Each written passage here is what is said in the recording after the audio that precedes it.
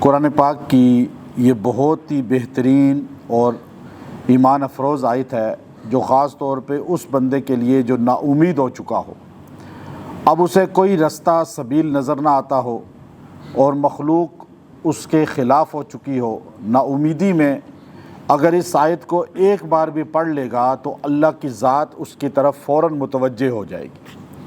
اور بعض لوگ نا امیدی میں خودکشی کی طرف چلے جاتے ہیں اور موت مانگتے ہیں، وہ موت مانگنے کے بجائے یہ آیت پڑھ لیں، انہیں محسوس ہوگا کہ اللہ کی طاقت اس کے ساتھ شامل حال ہو چکی ہے۔ جب کوئی اس کو یاد نہ کرے اور اپنی اولاد بھی اس کو گھر سے نکال دے بڑھاپے میں، یا اولڈ ہوم میں چھوڑ دے، یا اکیلا پڑا ہو اور کوئی پوچھنے والا نہ ہو، عورت ہو یا مرد ہو، تو جو لاوارث ہو چکا ہو اور اس کو کوئی پوچھنے والا پرسان حال نہ ہو، اس آیت کو پڑھنا شروع کرے، اللہ ایسے اس کی پردہ غائب سے معاونت کرے گا کہ یہ آیت میں سمجھتا ہوں کہ اتنی پیاری آیت ہے کہ میں خود ذاتی طور پہ چلتے پھرتے اس کو اکثر پڑھتا رہتا ہوں، اور میں نے اندازہ لگایا ہے کہ جب بھی اس آیت کو پڑھا ڈپریشن ختم ہو گیا، انزائٹی ختم ہو گئی، دماغ سے بوجھ ختم ہو گیا، اور مخلوق سے ہونے کا یقین ختم ہو گیا کہ بندوں سے کچھ ہوتا ہے،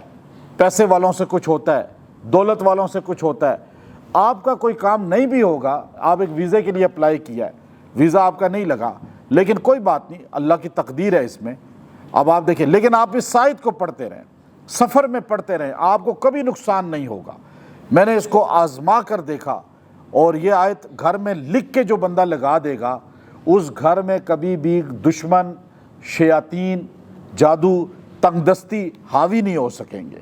یہ اتنی جامع آیت ہے، اور ہم نے اس کو پہلے بھی بہت مرتبہ آزموایا، اور بڑے بڑے اولیاء اکرام کی زبان سے اس کو میں نے سنا، اور اس کی طاقت کو میں نے آنکھوں سے دیکھا، وہ بھی میں انشاءاللہ آپ کو آخر میں بتاؤں گا۔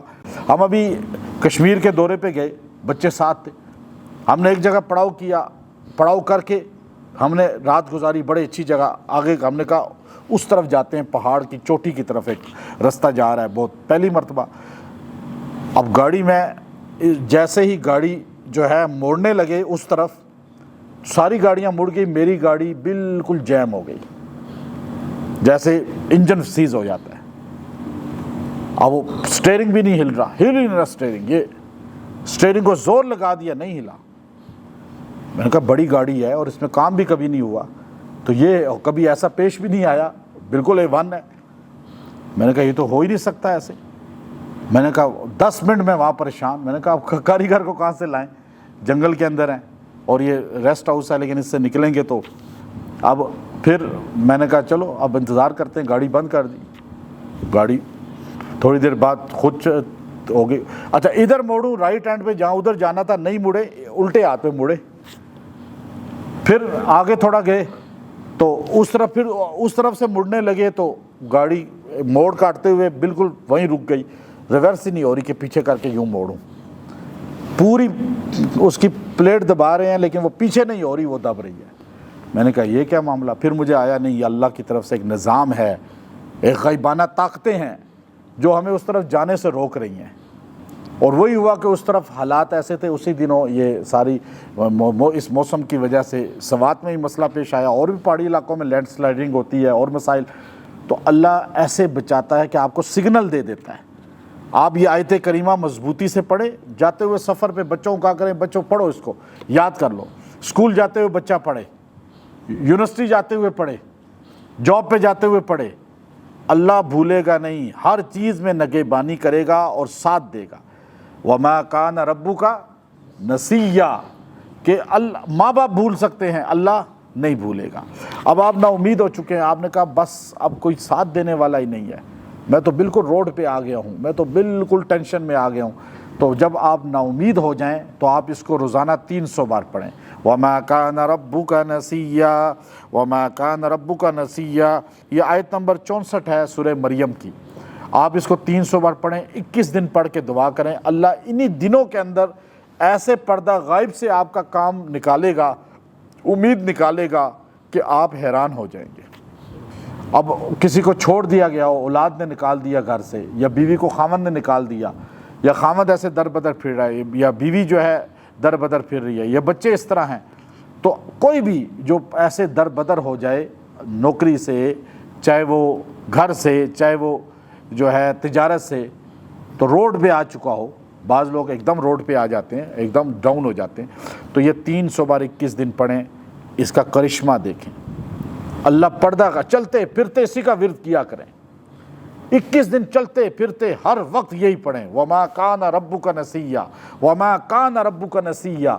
آپ دیکھیں گے کہ اللہ ویسے ہی بھولنے والا نہیں، لیکن اللہ ایک محبت کے ساتھ متوجہ ہو جائے گا۔ اور گھر میں لکھ کے اس کو لگا دیں، دفتر میں لگا دیں، جہاں آپ کو دیکھتے ہیں گھر میں برکت نہیں ہے، نا اتفاقی ہے، یا شیاطین ہے، یا تنگ دستی ہے، یا کاروبار نہیں چل رہا، یا کوئی بھی فیکٹری نہیں چل رہی، یا ہاسپٹل ہے تو وہاں پہ جو ہے مریض آ کر ان کو شفا نہیں مل رہی، تو یہ سارے معاملات میں آپ یہ لکھ کے لگا دیں، اللہ تعالیٰ انشاءاللہ العزیز اس کام میں برکتیں پیدا کر دے گا۔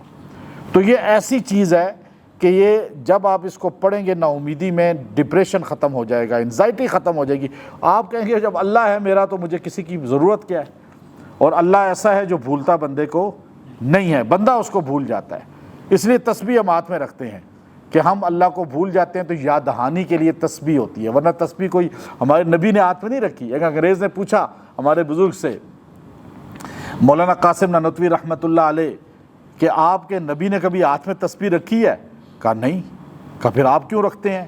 کہا ہمارے نبی کو اللہ کبھی بھولا ہی نہیں، اور ہم اللہ کو بھول جاتے ہیں تو اس لیے تسبیح کو دیکھ کے یاد آ جاتا ہے کہ اللہ کو یاد کرو۔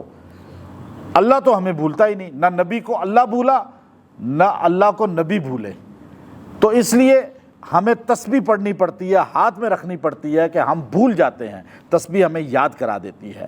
تو اللہ تعالی ہمیں سمجھ دے۔ وآخر دعوانا ان الحمد للہ رب العالمین۔